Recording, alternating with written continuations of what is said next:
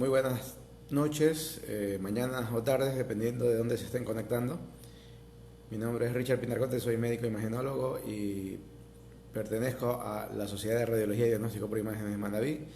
Soy docente de la Escuela de Medicina de la Universidad Laica y Loyola Alfaro de Manabí, la ULEA, y llevamos adelante estos videos con la intención de actualizar en información que tiene que ver con el COVID-19 desde el punto de vista médico especialmente, con información que tenga una base científica, con sólida respuesta y bibliografía, y de una u otra manera también destruir bulos, fake news o cualquier tipo de noticia que nos pueda llegar y que nos pueda intranquilizar dentro de esta pandemia.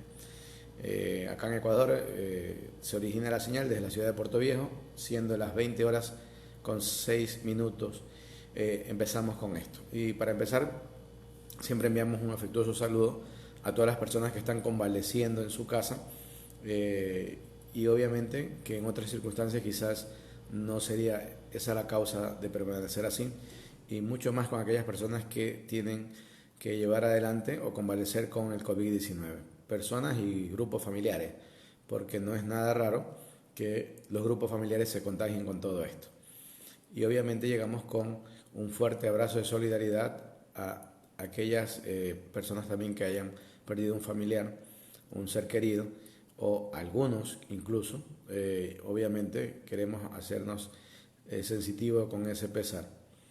Bueno, nosotros hoy día como viernes, como buen viernes, vamos a informar como normalmente hacemos, hablando algo de estadística, algo de lo que se denomina el rincón de médico, y si hubiera algún tipo de bulo o fake news y cosas positivas se mencionarían.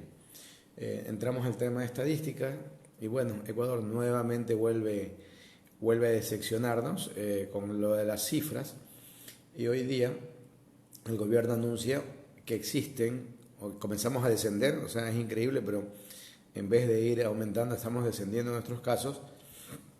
El día de hoy ya tenemos a 28.818 casos confirmados según el gobierno, y el día de ayer habían 30.298. Nuevamente, el Ministerio de Salud habla de una nueva reclasificación, y la verdad que es lamentable que, habiendo pasado tanto tiempo, todavía estemos con algo tan básico que es poder incluir a la gente que tiene o no tiene. O sea, la verdad que estamos tocando, no sé, como una especie de problema o de fondo en todo esto, porque es increíble que de una u otra manera, hasta para algo tan esencial y tan mínimo, que es como tener las cifras de lo que se está llevando adelante, tengamos complicaciones, ¿no? Lamentable. En teoría, tenemos 1.704 personas muertas por COVID-19 y las muertes posibles por COVID-19 reconocidas por el gobierno son 1.777. Eso en el informe que dieron hoy día, 8 de mayo del 2020 a las 4 de la tarde, a las 16 horas.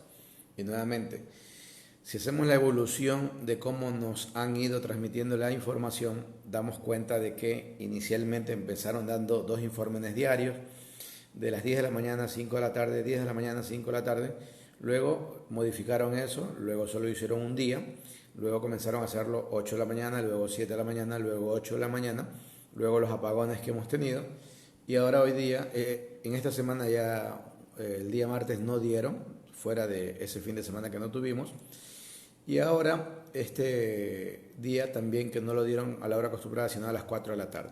Entonces, todo ese tipo de cosas hace que uno pierda seriedad al asunto, porque si usted tiene un aparato que funciona recolectando datos, y usted sabe que la información tiene que entregarla 12 de la noche, 1 de la mañana, 6 de la mañana, 12 del día, tiene que ser muy claro y cumplidor en ese tiempo y horario, porque de una u otra forma la ciudadanía en general está ávida de esa información, y de una u otra forma la gente que está ligada a la parte médica sabe que esa información, independiente de que pudiera ser completa o no, puede servir de cierto perfil para entender cómo se va dando el problema, y también de parte de toda esa información poder uno tomar ciertos criterios que van a ir en relación a los cambios que pudieran existir ahora, que nos han dado, entre comillas, la libertad de que los gobiernos municipales, los gobiernos provinciales puedan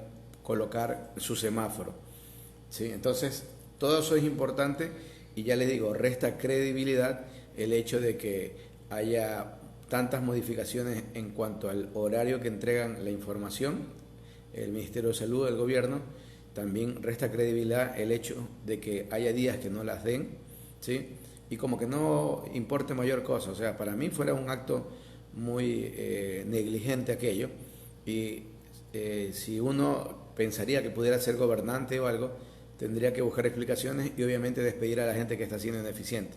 Porque esa ineficiencia, esa negligencia, de una u otra forma suma para que todo el mundo entre en una cuestión que tiene que ver con la desconfianza, la apatía, la molestia. Entonces hay que entender perfectamente que si uno da cifras tiene que ser muy confiable aquello, y si uno de una u otra manera se compromete a entregar información a determinada hora, debería respetar eso. Bueno, pero acá ni lo uno ni lo otro. El tema de Ecuador, la verdad, ahora cada vez solo demuestra lo mal que estamos funcionando. No hay otra cosa como decirlo, no hay otra manera como decirlo. Es eso y solo eso. A nivel mundial, las cosas también están funcionando de cierta manera y por ello vamos viendo cómo está ocurriendo la cantidad de pacientes que se están dando confirmadas para hoy día 8 de mayo. Y Estados Unidos tiene ya un grupo de 1.283.829 pacientes confirmados como primer puesto. Luego vienen España en segundo con más de 222.000, Italia tercero con más de 215.000, Reino Unido cuarto con más de 212.000, Rusia en este momento está quinto con más de 187.000. Miren la curva meteórica de ascenso que ha tenido Reino Unido y Rusia. Han desplazado a Francia y a Alemania. Francia se encuentra sexto con más de 176.000, Alemania séptimo con más de 170.000, y miren aquí quién está entrando con fuerza. Brasil con más de 145.000 está octavo, Turquía noveno con más de 135.000, Irán décimo con más de 104.000, China se mantiene décimo primero con más de 83.000. Y todavía no toca, falta poco para que toque el nivel de los 84.000, pero se mantiene en el puesto 11. Luego vienen los países en el puesto que corresponde a 12, 13, 14, 15 sobre todo, que es Canadá, Perú, India y Bélgica, que más o menos están entre 52.000, entre 67.000 a 52.000. Sí, lo de Canadá, lo de Perú está creciendo a paso muy acelerado, ya va por 61.845. Era como cuando Rusia venía haciendo esa escalada muy interesante que lo habíamos mencionado. Y luego aparecen otros países como por ejemplo aparece Holanda, Arabia Saudita, y aparecemos nosotros Ecuador y Suiza. Y Ecuador va retrocediendo en espacio, pero no es porque las cosas estén bien o estén marchando bien, sino que porque el gobierno cada rato disminuye los casos. No sé, la verdad es que eso nos hace quedar mal como país, independiente de cualquier cosa. El mundo nos ha de mirar que no servimos ni siquiera para tabular casos. O sea, si ven, porque está bien que haya pasado una vez, que ya pasó. Está bien que haya pasado una segunda vez, que ya pasó. Pero ya tercera y una cuarta vez, no sé. Es mejor tomarlo jocosamente, porque la verdad, estresarnos y amargarnos nos podría originar que nos enfermemos y es lo que menos buscamos. Ahora tomamos las cifras de Latinoamérica, teniendo como marco referencial, aunque no sea Latinoamérica, Estados Unidos, y cuando ya en Estados Unidos superaban el 1.283.000 pacientes, tenían más de 77.000 personas fallecidas, 77.178. Brasil con 145.000 tenía o tiene 9.992, casi toca los 10.000 pacientes fallecidos. Es bastante interesante, por decirlo de alguna manera, pero obviamente es preocupante.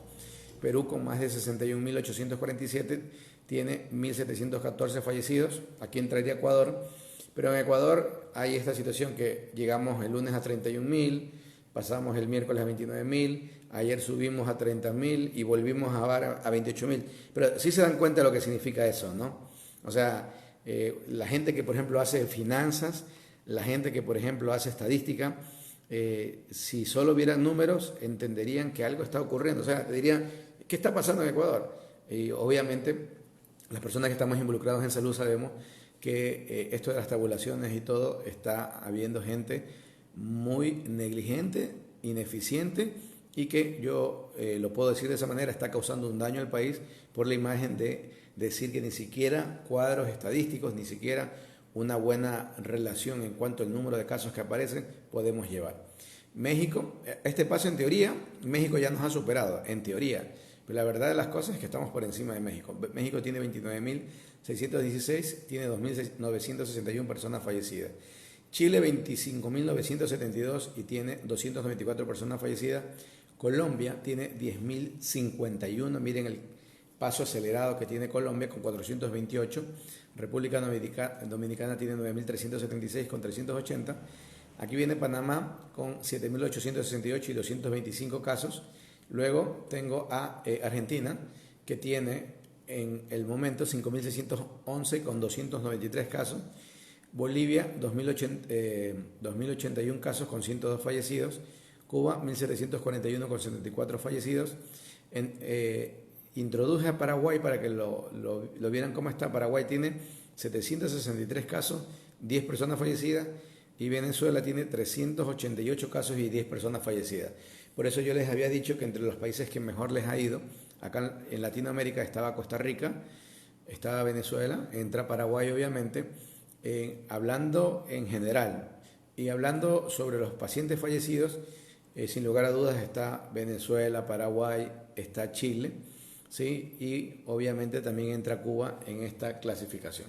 Los que mejor les ha ido, obviamente que son pacientes fallecidos, o sea, la gente que se le muere un familiar nunca va a decir ha sido lo mejor, por supuesto que no, pero estamos mencionando en relación a la cantidad de pacientes que aparecen y a la cantidad de gente que ha fallecido en posibilidades de que pudieran haber fallecido muchos más.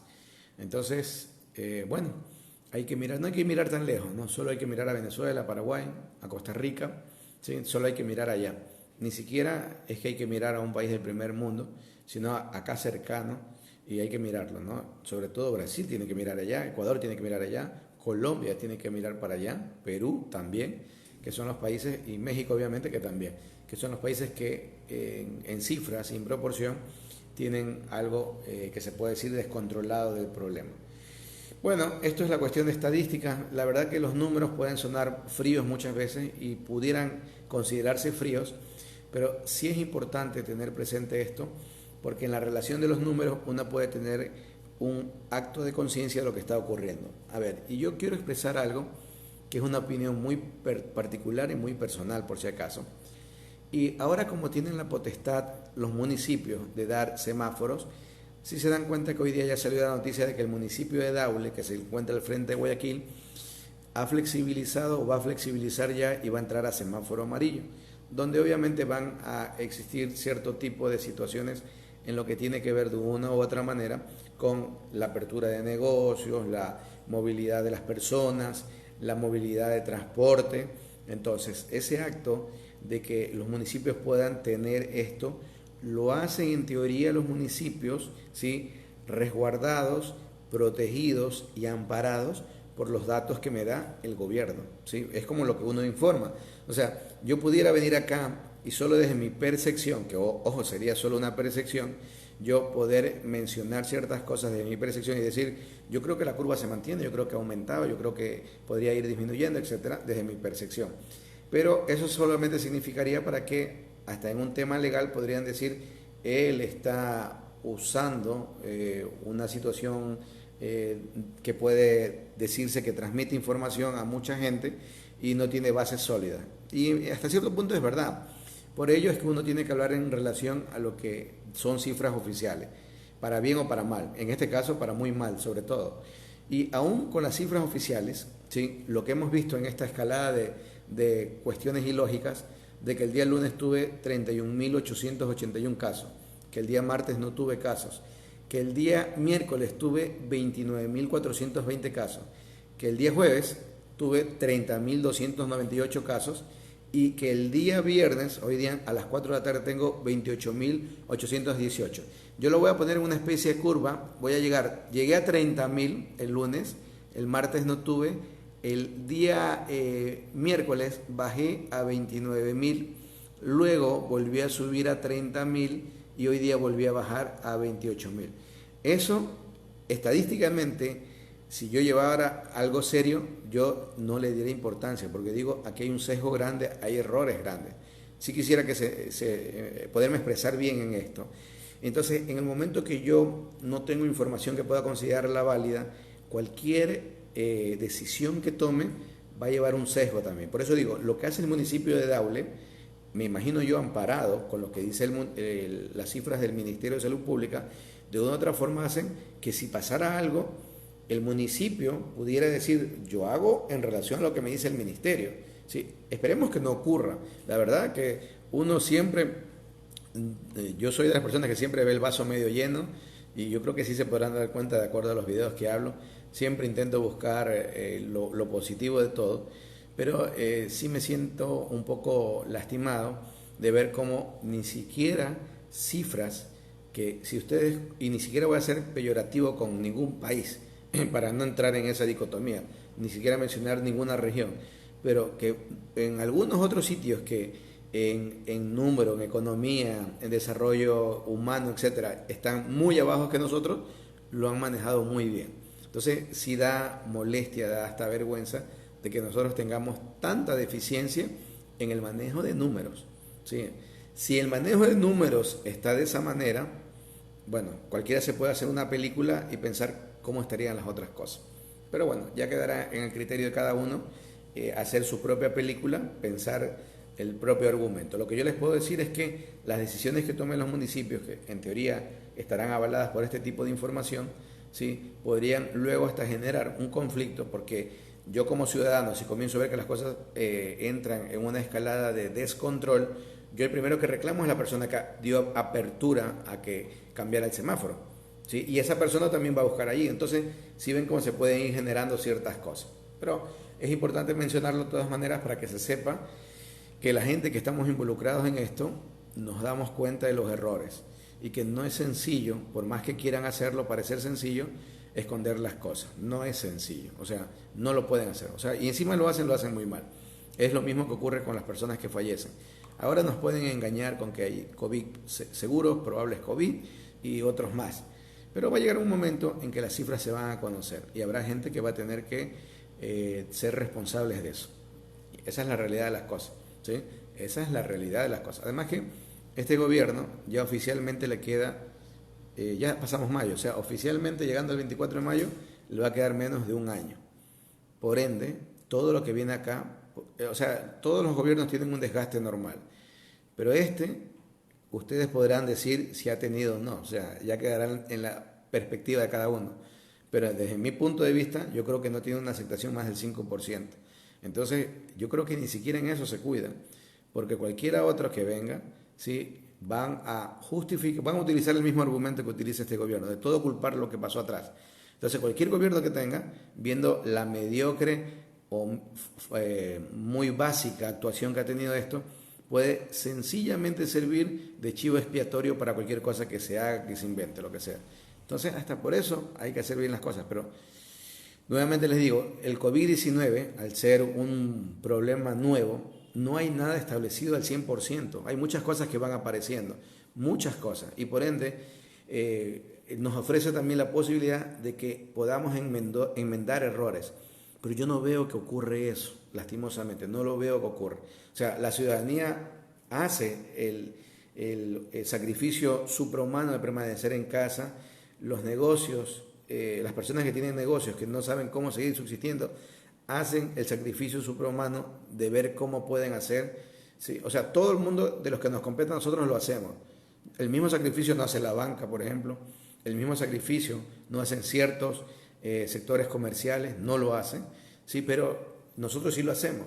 Entonces queremos ver que nuestro sacrificio vale la pena. Así que gobierno un poquito más de sintonía con este tipo de cosas y todos los días tienen chance de reivindicarse, pero lo que vemos es que cada día es peor. O sea, yo no sé si es a propósito o qué, pero cada día que pasa aparece un destape de corrupción nuevo. ¿sí? Que en el hospital este, que en el hospital de acá, que en canasta de alimentos, que en el hospital, que la policía esté investigando en el hospital de la policía. O sea, ¿a qué estamos jugando? No sé, la verdad. Ya llega un momento en que a uno lo hastían con este tipo de cosas, lo sacian y lo molestan. En fin, dejemos de lado eso. Hoy día es un viernes noctámbulo, un viernes pernoctero, y que podría entrar incluso la melancolía a apoderarse de nosotros, pero no vamos a darle un poquito de chance. Y vamos más bien a hablar de dos cosas importantes, interesantes, como para dejar esto resegado. El doctor David Menéndez me escribe algo importante que en un rato lo voy a mencionar, porque sí es muy interesante leer la opinión de él, que es muy válida. Hay un artículo bastante bueno que dice economía y coronavirus. Sin lugar a dudas que solo muy reducidos negocios se han visto favorecidos de una u otra manera por el coronavirus, pero la gran mayoría se ha visto muy afectada. Pero aparecen siete emprendimientos de Latinoamérica que se reinventaron en medio de la pandemia y están prosperando. Entonces vamos a hacer un análisis de ello para ir entendiendo y de pronto pudiera servirles a ustedes también de idea para que hagan un nuevo emprendimiento y puedan salir allí. Es muy difícil ahora. Sí, y nuevamente, como gobierno, ¿qué podría hacer? El gobierno debería buscar formas de dar líneas de crédito para todas las personas que puedan necesitar. Líneas de crédito con tasas de interés de casi 0%, porque son líneas de crédito de ayuda, no de ganancia, no de lucrar ni nada por el estilo. Entonces, son ese tipo de cosas. El gobierno, el BIES, esas instituciones deberían hacerlo y dar incluso chance a gente con emprendimiento. Miren lo que ha ocurrido acá. Una idea, un emprendimiento, una discoteca en línea. Entonces, ahí esta idea comenzó a surgir y hay incluso gente que se han conectado hasta 500 personas y de donde originan esto, que es un DJ, producen o tienen bailarinas, animadores, lo hacen por Zoom, que es una herramienta para hacer videoconferencia, y a veces utilizan otras cosas más. Ese es el caso, por ejemplo, de un colombiano que se llama Sebastián González, que lleva 10 años creando experiencias en el sector de entretenimiento en Bogotá, ¿sí? Y él, consciente de que la reapertura de discotecas y bares no se vislumbra en un futuro cercano, por causa de la pandemia se le ocurrió hacer fiestas por Zoom. La herramienta de videoconferencia que ha catapultado la popularidad en los últimos años, y eso es real, ¿sí? Yo creo que sí sería importante hablar de estas herramientas de videoconferencia, ¿sí? A manera de generalidad, porque obviamente la mayoría ya hemos de estar empapados, pero sí podría ser un punto también a tenerlo presente. Cuando empezó a finales de marzo eran gratuitas y entraron hasta 500 personas. En las fiestas más recientes se cobra una entrada de $5, que son 10.000 pesos colombianos, a los hombres, y las mujeres entran gratis. O sea, siempre ha sido así. En las discotecas acá también es normal. Una estrategia de mercadeo utilizada comúnmente en las discotecas, que también se aplica acá. Entendimos que hay mucha gente sola en casa que está buscando una opción de entretenimiento y de pasar el tiempo, y pareció aceptable. La verdad que les ha ido bastante bien con la idea, les ha ido bastante bien con la cantidad de generar recursos. Entonces, esta idea 1, una discoteca en línea. Discoteca 2, frutas y verduras que tienen ahora una alta demanda. En este sentido, Natalia Pérez lleva 3 años a cargo junto a una socia que teniendo una tienda de barrio llamado La Trocha, también en Bogotá, en Colombia, y ellos comercializan principalmente alimentos envasados orgánicos de pequeños productores y artesanos locales. Y eso también es la idea, ¿no? Estos frutos secos, ¿sí? Que tienen también una alta carga energética y que en un rato vamos a hablar sobre otro artículo sobre ello, ¿sí? También es una posibilidad para gente que quiere emprender y que pueda hacerlo, ¿no? O hacer lo que se denomina la pulpa de los frutos, ¿sí? Agarrar maracuyá y hacerla en pulpa, todo. O sea, son ideas de emprendimiento que algunas personas lo pudieran tener, ¿sí? Asesorándose bien, ¿sí? Para que el emprendimiento no caiga en un pozo vacío, y también de paso para que sirva de una fuente de recursos para ustedes, que es muy interesante eso. Entonces, ellos no tenían ningún sistema de entrega a domicilio organizado y tuvieron que moverse para contratar un servicio de bici mensajería. Y esos negocios también han crecido. Las entregas a domicilios por bicicletas y motos, pero sobre todo por bicicletas. La acogida hacia el negocio empezó a incrementarse, llegaron más pedidos y las ventas de ellos han subido 3 veces de lo que eran, ¿no? Las entregas a domicilios en ciudades grandes como por ejemplo Bogotá es parte del ADN, de la genética de la ciudad, así que por ahí no fue tan complicado hacerlo. Un tercer punto, por ejemplo, viene las clases online, en este caso de un campeón mundial de karate. Este es un campeón mundial de karate venezolano, Antonio Díaz, que empezó el año entrenando con su participación de los Olímpicos de Tokio, y de una u otra manera él presentó esta iniciativa, ¿no?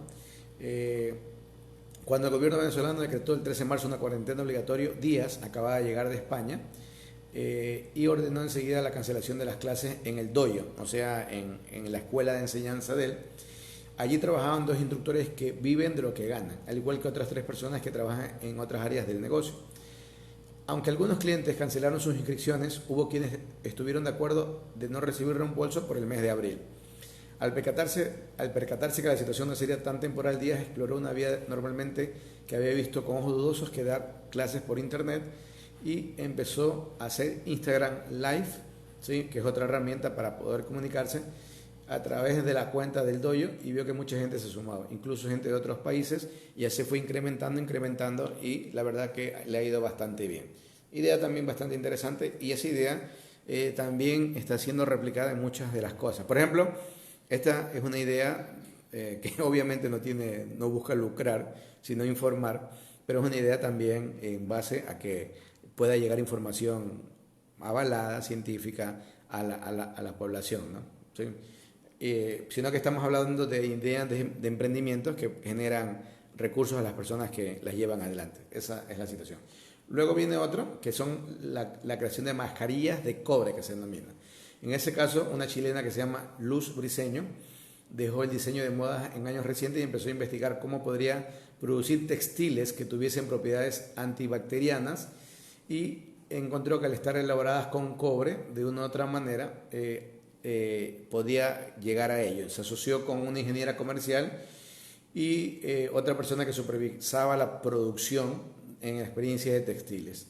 Entonces, con la pandemia, ellos comenzaron a voltear la atención hacia lo más urgente, que era la fabricación de mascarillas de telas elaboradas con nanopartículas de cobre, una iniciativa que también otras empresas chilenas que trabajan con cobre han emprendido en el país, y obviamente lo hacen porque Chile es uno de los mayores productores mundiales de cobre, y asumo yo que el cobre ya es relativamente barato si lo comparo en otros lados, ¿no?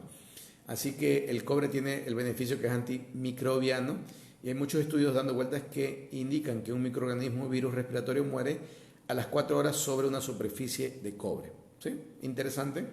Entonces ellos se valieron de esta situación para poder comenzar a crear mascarillas y todo, con una alta demanda, por supuesto. Y obviamente que esa idea incrementó la cantidad de posibilidades de su negocio. Luego, otra idea que se llama panes a través de una aplicación. Esta es de un argentino que se llama Antonio Bertasio. Él solía lamentarse por aquella inversión que hizo hace unos 5 años de una aplicación que no resultó tan exitosa para su negocio de fabricación de panes, o sea, una panadería. Hoy día afirma que fue esa herramienta móvil llamada Quiero Panet la que está salvando el negocio. Nos dio una esperanza. Y de una u otra manera, esta aplicación fue la que comenzó a moverse y a proveer en Buenos Aires a restaurantes, comedores, supermercados e instituciones públicas, e incluso consumidores particulares. Por ende, pueden entender que él ya venía con una experiencia de la crisis económica que sufrió Argentina en el 2001, y le había tocado reinventarse en su negocio. Por eso también hay que ver que a veces bueno, es una pandemia, pero las crisis en general pueden servir para reinventarnos y poder salir con nuevas iniciativas fuera de esto. Entonces, sí, es muy probable que tengamos todos ahora, de que estamos complicados, eso es indiscutible. De que nuestra parte económica se ha afectado en la gran mayoría de nosotros, segurísimo. Que probablemente solo 20.000 familias pudieran estar tranquilos, en términos generales, estamos seguros. Pero de todo esto hay que buscar también que vamos a salir, hay que salir sanos, que eso es importante, salir con salud, ¿sí? Porque estando sanos y con salud, cualquier iniciativa que pudiera volcarse de nuestra cabeza, ¿sí?, o de lo que vemos, pudieran llevarlas válidamente, y de pronto ustedes pueden ser, aquí está el próximo magnate de todo esto. Y bueno, al menos que sea solidario, lo único que se le pide, no conmigo, sino con la gente que verdaderamente más lo necesita, ¿sí? Bueno, lo de la aplicación de las ventas de panes es interesante. Luego, alguien podrá decir, pero algo tan elemental, ¿y cómo pudo haber funcionado? Pues bueno, a veces uno tiene buenas ideas, no las lleva a concretar porque dice que es muy elemental y otra gente lo hace y ve que funciona una idea millonaria. Entonces, a veces, si tienen una idea, aunque sea básica, llévela en adelante. Y aunque luego fracasen, en el fracaso uno aprende más bien. Pero es mejor, digo yo, y para mí yo siempre lo he visto de esa situación, es mejor haberlo intentado y fracasado que haber quedado con el deseo y no saber qué pasó, ¿no? Así que, en ese sentido, muy interesante. El sexto punto, más trabajo en el laboratorio. En Uruguay, un doctor de química que se llama Andrés Javín y con un socio, con un laboratorio, comenzaron a ver cómo venía la creciente demanda de pruebas de coronavirus. De una u otra manera aparecían, pero era más que obvio. Así que como ellos crearon una pequeña empresa que en términos de Uruguay también es pequeña, con humor analizaban si era viable invertir en metodología e insumos para realizar pruebas diagnósticas del SARS-CoV-2, porque el mercado uruguayo es pequeño, su empresa era pequeña, en fin. Discutieron que no valía la pena invertir en COVID-19 porque habían perdido tiempo con el SARS y el H1N1 en los años anteriores. Pero la ola del tsunami se fue acercando y cambiaron de opinión. A principios de marzo ya contaban con insumos, la metodología necesaria para trabajar y el aval del ministerio. Poco después se detectó el primer caso confirmado en Uruguay y ahí estalló la locura. Empezamos a incorporar gente al equipo porque había que resolver telefónicamente toma de muestras y eso no estaba en nuestra estructura de negocio, ¿sí? El esfuerzo también involucró a más gente, instituciones públicas que prestaron equipos, la academia apoyó, se creó una página web, un chatbot, ¿sí? O sea, una de estas aplicaciones que responden automáticamente. Por ejemplo, en Telegram es muy común los chatbots. Ustedes entran y ustedes le responden con ideas preprogramadas. O cuando entras al servicios bancarios que tú ponen a hablar con un asesor y comienzas a hablar, pero estás hablando con un bot, con un robot, hasta que tu caso tenga ciertas particularidades. Entonces ellos también utilizaron eso. En definitiva, esa anticipación nos dio la capacidad que pudiéramos abstenernos y luego, por suerte, no nos quedamos sin reactivos para responder en todo lo que hicieron. De una u otra manera, el laboratorio está desarrollando un examen de sangre de tipo ELISA para detectar presencia de anticuerpos, una prueba clave para monitorear la prevalencia de contagiados. Y ellos manifiestan que si no aparecía esto, capaz que tenían que cerrar la empresa. Así que de una u otra manera fue una oportunidad para avanzar. Finalmente acá hay otra, es una empresa de escudos de protección. Aquí en la ciudad de Puerto Viejo también han aparecido iniciativas algo similares de realizar escudos de protección mediante estas máquinas que hacen estructuras 3D. Y esto pasó con la arquitecta venezolana Francis Murillo. Lleva 6 años en el negocio de los cortes láser e impresiones 3D y tiene una empresa que se llama 2MD Láser y no imaginó que en algún momento serviría para el sector médico. Entonces ella cambió el enfoque de su empresa por el coronavirus y que llegó a Venezuela y verán que ya no hay tantos casos destapados, pero sin embargo sí necesitaba el equipo de protección personal, el EPP, y dentro del equipo de protección personal comenzaron ellos a fabricar alrededor de 8.000 viseras protectoras para el personal médico, que es un elemento clave dentro del uniforme de quienes tratan a pacientes por COVID-19 o realizando las pruebas diagnósticas. Ella empezó también a recibir un volumen inesperado de donaciones por parte de empresas y particulares del material como el acetato, el tereftalato de polietileno, que es el PET, ¿sí?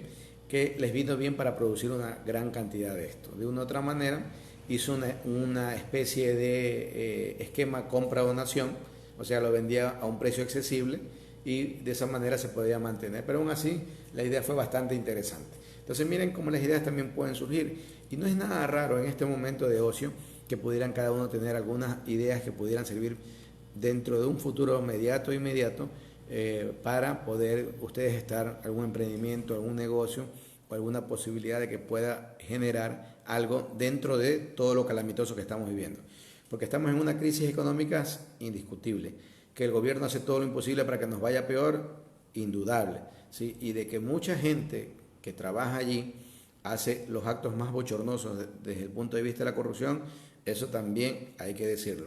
Sin embargo, dentro de toda esta tormenta hay que buscar siempre dónde está el espacio entre las nubes, el que me ofrece ese rayo de luz para poder mediante eso guiarme y salir de la tormenta. Así que cualquier idea que tengan, que crean que pueda funcionar, al menos intenten materializarla dentro de sus posibilidades, porque ya les digo, esas ideas a veces se pueden llevar adelante. O lo que no intenten hacer es lo que más, o sea, si algo funciona y le funciona a otra persona, intentar seguir en eso, que es lo que pasa comúnmente acá en nuestra tierra, sobre todo, que si a alguien le va bien en algo, a otra persona más, de repente tendrá 5 negocios parecidos a eso. Y a la larga, como que en vez de crear un acontecimiento positivo, pudiera ser negativo. En fin. Otro artículo que era interesante mencionarlo era sobre que las vitaminas son esenciales en la lucha contra el COVID-19. Y no venimos aquí a hablar sobre productos farmacéuticos por si acaso, como tal. Así que simplemente es una descripción de lo que ocurre. Un sistema inmunitario activo es crucial en la lucha contra el coronavirus. El cuerpo necesita suficientes vitaminas y otros nutrientes para poder responder al ataque. No obstante, muchos tienen carencias vitamínicas. Eso también hay que ir entendiendo. Recuerden que nosotros habíamos hablado del estado de caquexia, que entra en muchos pacientes y que pueden llegar a transformarse eso en desnutrición. Desnutrición en el sentido de que pudieran llegar a perder hasta 30 kilos pacientes que han estado afectados severamente.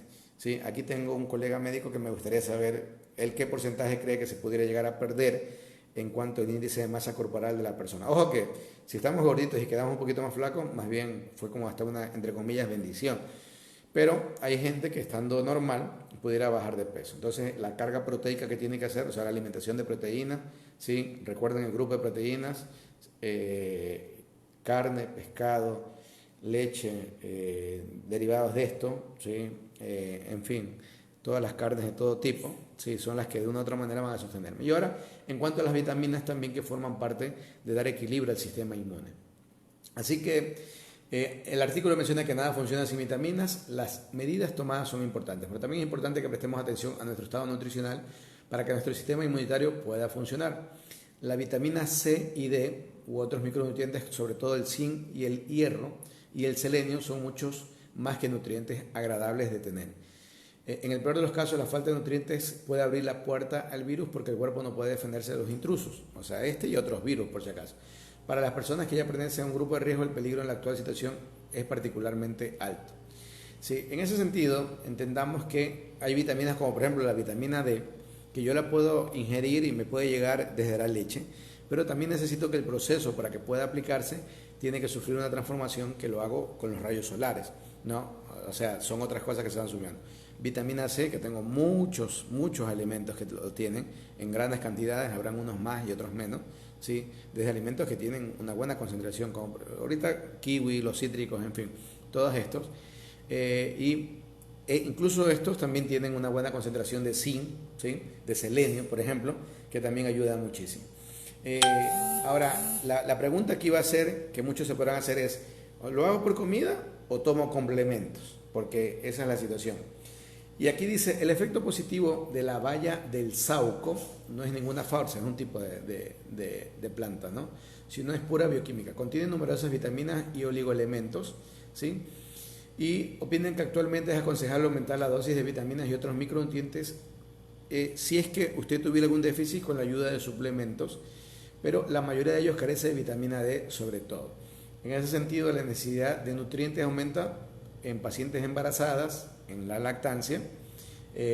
Las personas mayores también tienen más probabilidades de ser desatendidas en esto, y una dieta saludable no debe ser cuestión de estilo de vida, sino incluso una medida para prevenir enfermedades. Hasta por eso es importante. En fin, así que no estamos haciendo una insinuación directa de que ustedes tienen que ir directo a comprar micronutrientes, etcétera, porque en una alimentación equilibrada lo van a tener seguro. Lo que sí tienen que recordar que hay vitaminas como la D que necesitan obligatoriamente tener un baño de sol, ¿sí? Un baño de sol que puede ser incluso hasta antes de las 10, 11 de la mañana o pasados 3, 4 de la tarde para que puedan tener una transformación adecuada. Así que eso sí es interesante entender. Y en medida de lo posible, dentro también, porque uno les puede decir, tengan una nutrición balanceada, pero la gente no tiene ni dinero para comprar lo básico, entonces podría sonar contradictorio, pero dentro de las posibilidades, como siempre digo, que puedan llevarlo adelante. Muy bien, me estoy extendiendo mucho. Vamos nuevamente acá a la posibilidad de que ustedes participen. Y había visto algo escrito por el doctor David Menéndez. Él es médico familiar, está en primera línea de atención en todo esto. La verdad, una felicitación a él, a todos los médicos familiares, los terapistas, los infectólogos, los emergenciólogos, los inmunólogos, ¿sí? Los neumólogos, gente que de una u otra manera allí. Y obviamente el personal de licenciadas de enfermería, el personal de licenciados que trabajan en el laboratorio clínico, el personal de terapia respiratoria, de los que hacen terapia respiratoria, también ellos están muy expuestos, muy expuestos. Son las personas que tienen que encargarse incluso de que la posibilidad de que si haya moco en vías respiratorias ellos puedan solventar fácilmente. Bueno, digo fácilmente, pero obviamente tiene sus principios muy bien aprendidos por ellos. Muy bien. Acá Diana Mera dice buenas noches. José Roberto Rodríguez también manda saludos. Saludos. Brigitte Macías, buenas noches, estimados. Buenas noches. Livia Rosa, un saludo desde Nueva York. Saludos hacia allá. Ampari Artiaga dice bendecida noche. El doctor David Javier nos dice información sesgada, hablando de lo que había mencionado, de la información del gobierno. Información sesgada, información errónea, información irresponsable. Las acciones políticas y de salud pública no nos están condenando. Intervenciones adecuadas en salud pública, intervenciones clínicas individuales efectivas y basadas en evidencias, intervenciones comunitarias y comportamientos coherentes en la ciudadanía, lastimosamente nada de eso está pasando. Es la opinión del doctor David Javier Menéndez y yo comparto casi al 100% lo que él está manifestando. Muy bien, vamos viendo quién más tenemos conectado o escribiendo por acá. Y en todo caso, listo, tenemos acá lo más representativo, me parece. David Javier también me recuerda al personal de limpieza, el que hace fumigaciones son los grandes héroes, por supuesto. Yo ya les he dicho, yo he visto personal de limpieza que cayó con COVID-19, igual médicos, igual licenciados, pero personal de limpieza que cayó con COVID-19 y están ansiosos de volver a trabajar, y muchos ya han vuelto a trabajar. Y uno podrá decir, o sea, ellos entienden el grado de responsabilidad que tienen y entienden el trabajo importantísimo que hace. Porque, ojo, en un hospital tenerlo limpio de una u otra forma también implica que disminuya el riesgo de que las personas que llegan ahí por no COVID vayan pescando el problema. Porque mucha gente con enfermedades ahora, ¿sí?, no va al hospital por miedo a contagiarse. Y es entendible eso. ¿Sí? Y es mucha gente, y yo les puedo asegurar que yo tengo muchos pacientes que yo veo, ¿sí?, que vienen con cuadros de ansiedad. O sea, yo les veo el cuadro, vienen por un trastorno específico, pero vienen manejados por un trastorno de ansiedad y todo. Y ahorita todo, si usted no es médico, no tiene un familiar médico, todo es tan complicado, ¿sí? Porque, por ejemplo, si a mí me llega a doler algo, yo, o sea, a mí, cualquier persona me refiero, me llega a doler algo, yo lo primero que hago es imaginarme el peor de los escenarios, porque la naturaleza nuestra es así. O sea, estoy en cuarentena, los hospitales no atienden, yo como llego, me comienza a doler algo, yo lo normal que ocurre en una persona coherente es que comience a imaginarse un escenario negativo. Sin embargo, si tuviera la posibilidad de que tuviera un familiar médico o acercamiento a la parte médica, quizás de pronto solo el simple hecho de conocer lo que está sufriendo y pudiera entenderse qué pudiera hacer, ya comienza a tranquilizarlo y de una otra forma hasta minimizar el cuadro.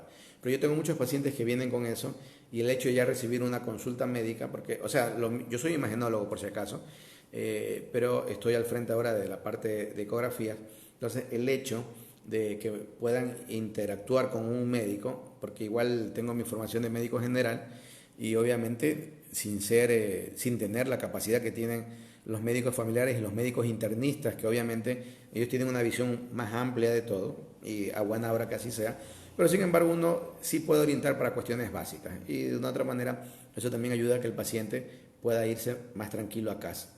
Y si usted sabe, si tiene usted un problema y usted conoce el problema, sin tomar absolutamente, porque muchas cosas son psicosomáticas, sin tomar absolutamente nada, ese problema se reduce.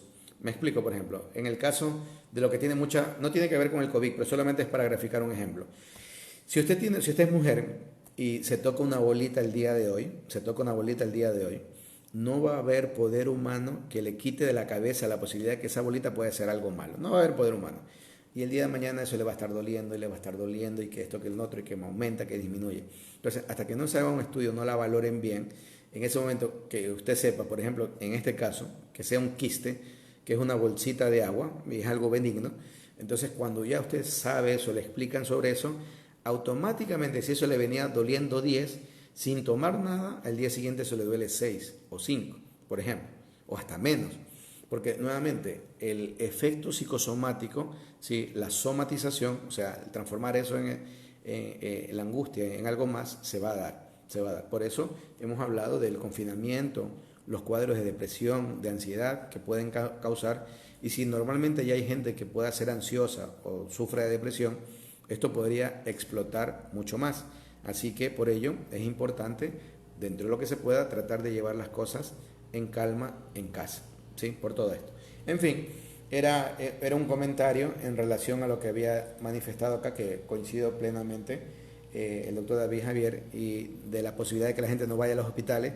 Y dentro de los hospitales, estos héroes también, los choferes, los guardianes, los guardias, bueno, también se le dicen guardianes en otros lados. Y había hablado el doctor David Javier del personal de limpieza y de fumigaciones, que también son grandes héroes, indiscutiblemente. Yo siempre veo el equipo de salud justamente como un equipo. Aquí en este trabajo no hay que una persona es más importante que otra.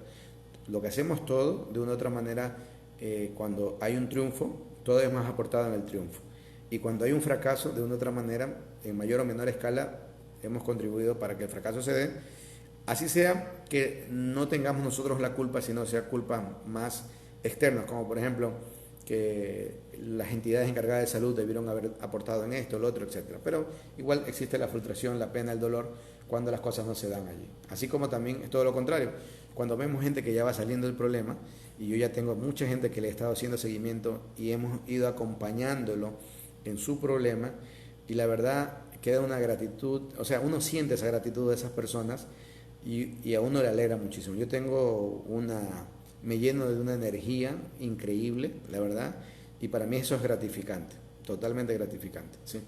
Muy bien, dicho esto, acá Adriana Carranza ha manifestado fuerza, la doctora Adriana Carranza, fuerza a los médicos posgradistas con retraso en los pagos de los estipendios, y sin embargo está en primera línea luchando. Es increíble cómo personas que tienen que estar sacrificándose día a día, ni siquiera les puedan estar pagando allí. Y verán que se dijo, vamos a respetar el pago del sector salud y todo.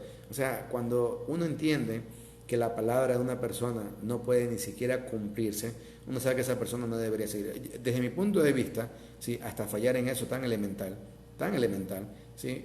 Es un acto ignominioso que debería hacer que la asamblea, bueno, también son otra cantidad de gente que no aporta mucho, pero que alguien participe y demuestre de que al menos existe un pequeño Estado constitucional de buena estirpe y no adaptado a medidas, a conveniencia, y que al menos pueda sacar algún tipo de resolución para que estas autoridades que fallan mucho dejen de hacerlo, den un paso al costado, no sé, se les obliga a hacer algo, porque es lamentable, es muy lamentable la verdad que a los médicos posgradistas se les tenga con retraso en sus pagos y ellos cumpliendo su labor normal y sacrificada como lo hacen todos. Igual me quejaría también por lo que pasa con los docentes en general, por el sector de educación, en fin, pero al menos ahora tocó hablar sobre el caso de los posgradistas que de una u otra manera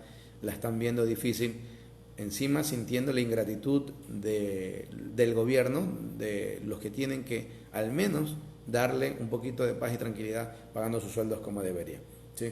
Muy bien, dicho esto, y creo que ya tenemos todo completo lo que veníamos a manifestar hoy día, y siendo un viernes que puede que no tenga cara de viernes, pero bueno, pongámosles nosotros un poquito de cara de viernes. Espero que lo puedan pasar bien, que disfruten de la compañía de la gente que tienen, que intenten tener una agenda de actividades, que si tienen una idea creativa, aprovechen este tiempo para comenzar a desarrollarla. Quién sabe que de pronto detrás de esa idea podamos encontrar a gente emprendedora y que luego, en el transcurso del tiempo, podemos tener a gente que tiene una gran empresa y comience a dar trabajo a mucha gente, que sería bastante agradable eso, sería muy, muy agradable. Bueno, dicho esto, el agradecimiento de todos los días por estar presente, por soportarme este tiempo que paso aquí en este monólogo, pero mientras ustedes quieran y deseen y se manifiesten, para mí será un gusto. Espero que el día de mañana sea mucho mejor para todos nosotros. Si dentro de ustedes está la posibilidad de poder ser solidario, sobre todo en alimentos con gente que verdaderamente está muy mal, sería fabuloso. Un abrazo virtual gigante, muchas y muy buenas vibras para todos y si Dios lo permite, el día de mañana quizás estemos por acá. Chao.